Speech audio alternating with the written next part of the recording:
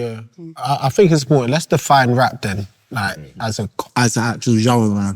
What is included when we think of it? Because obviously, T's just mentioned like everyone's actually mentioned that we're talking about sex, money, drugs. Like that's one theme that we've all seen when we thought about rap. But I think it's also safe to say that you do hear messages about hope and like and justice, and I think that is also involved. I don't know if you guys would agree. And how in our periphery, in where we've been raised, how we've been growing up, like how do we distinguish between those two things, or do we call them all one?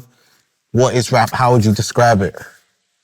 I think hip hop started off as a response to social issues and economic issues and life issues. Yeah. Like Queen Latifah, UNITY, that's a response to how women had been treated. MC Lyte did a track called Paper Thin, and in her lyrics she's talking about how she realises how important it is. The person that you're with, your life partner is important. It's good, yeah. And one of her last lyrics in the track is something about she ain't gonna kiss any man until like the 6th, 7th, 8th date that they have. So that kind of stuff, you ain't hearing that now. Yeah. People are doing all sorts in 1 hour of meetings. Yeah. Do you know what I mean? So, do you know what I mean? So we're throwing it back, like that's what, 90s? Yeah. So even from then, there was a bit of like, okay. Where it wasn't necessarily pinpointed and fixated on God, but it was, I guess, what you call conscious rap, where they were talking about being better people or recognising certain things in society that weren't really aligned with a good ethic or moral code. You know what I mean? Yeah. When I heard that your tune, your version, and that beat come in, I was getting mental because I'd only heard the hymn. When I heard, I said, oh my gosh. Still to this day, that's just my thing. And I love the way you combined the two. So I think the combination is a strong thing. Yeah, real. Yeah, those combinations been happening. It's been, yeah. Or was that rare for you, like when you brought those two worlds together, rap and a proper church map? Yeah, how did that? No, I don't think it was rare, but I guess I saw how well worship music on a Sunday connected with people and how it made people feel. But I didn't grow up listening to music like that. So in my mind, I was like, how do I communicate that? You know, I listen to Kurt Franklin, but then I also listen to Kano. How do I merge those two worlds together? Good. And I guess sampling is like a massive thing in rap culture anyway. So I just started playing about with it. But I actually think, to your question, the commercialization of rap music is what has transitioned it to the world of success and status and money and all that kind of stuff. But at its core, it's, like you said, a societal response to struggle and issues and a way for people to feel represented. But that happens with anything. Once it gets commercialized, it loses that connection to its roots. And that's why the music that we make is so important, because it keeps that authenticity there. It's good still. It's good. I don't know, I just keep thinking of 50 Cent, Many Men, like, bro, like...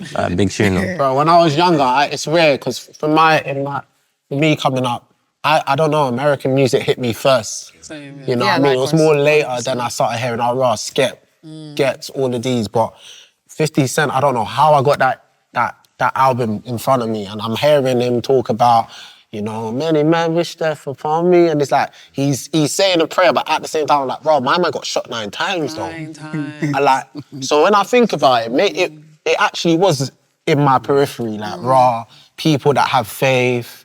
And then I'm hearing the rap video, I'm seeing the rap videos in churches, like Kendrick, Don't Kill My Vibe, that's in a mad church. Like, it's always been there, but I think the commercial side of it is like, it still feels very different to like the music my mum was playing. Yeah. You get me? But it was there, like, and you hear about it, black gospel music, that was a part of, this is a subgenre when you think about jazz, blues, souls, like, that was all coming from the church, bro. Yeah. So it's been there, but it's weird how the commercial side, which currently is proclaiming something so counter church, right? It makes it seem like, it's actually so different, but maybe it's actually been unified from the start. That song's a great example, because this is why I don't really judge other artists when they bring faith into their music, regardless of what they might stand for, because everyone's on a journey.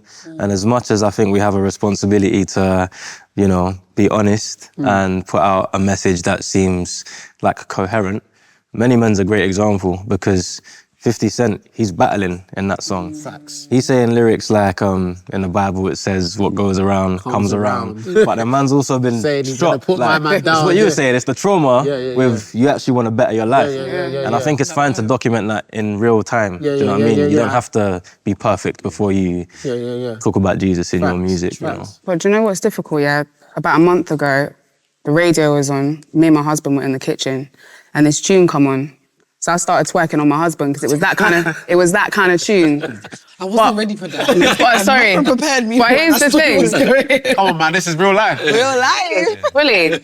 But when the song finished, the radio person had said, and this was so-and-so on so-and-so radio, and it was a Christian radio station. Okay, hard. And we were like, oh, sorry, Jesus. Because we were doing the most, right? But, like, we didn't, because of the beat, I think it was the beat more than anything. Okay. I wouldn't have even known, I could have given my husband a second baby in that moment. I wouldn't have known that it was a Christian tune. Hallelujah. Do you know what I mean?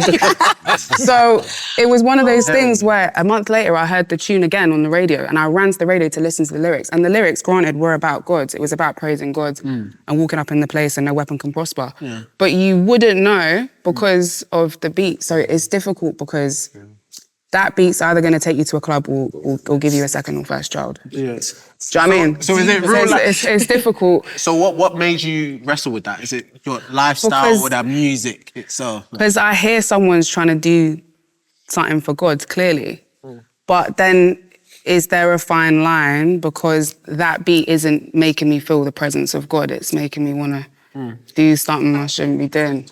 I was going to say something about that because I feel like a lot of my music doesn't sound like traditional gospel music at all. Yours is, I feel presence. Thank you. Just saying. Thank God. Go on. But I think with that, when I first started making faith-based music, because I was in the secular space for like 6 years, and I would always want to like add a sprinkle of Jesus, like you said, like no matter where you are, you still kind of want to like show your faith. And it didn't sound, it might have potentially giving you a reaction like you had with like your husband and stuff. And I think my goal at the time was I'm trying to catch people.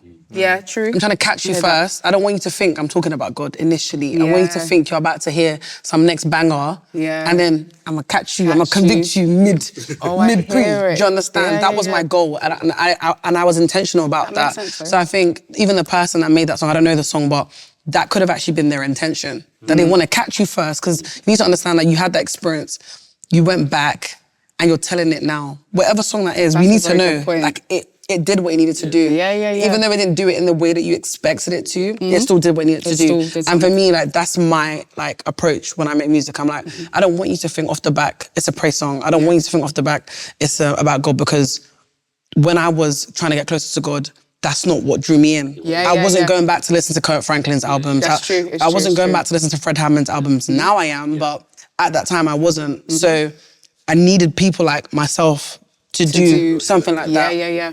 One of the first rappers I listened to when I was coming into my relationship with Christ was One Day, obviously now known as Anike.